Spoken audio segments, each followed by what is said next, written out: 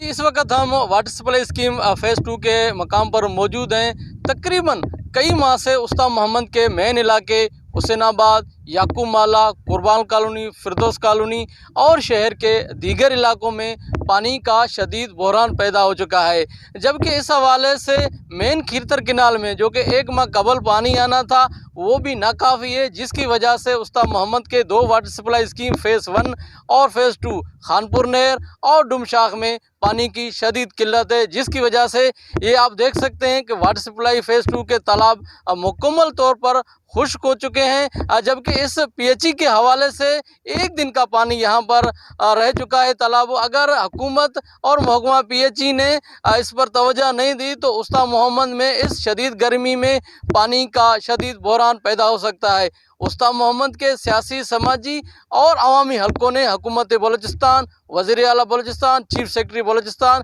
commissioner Nasirabad, deputy commissioner उस्ताद मोहम्मद और दीगर हुकाम बाला से मुतालबा किया है कि फौरी तौर पर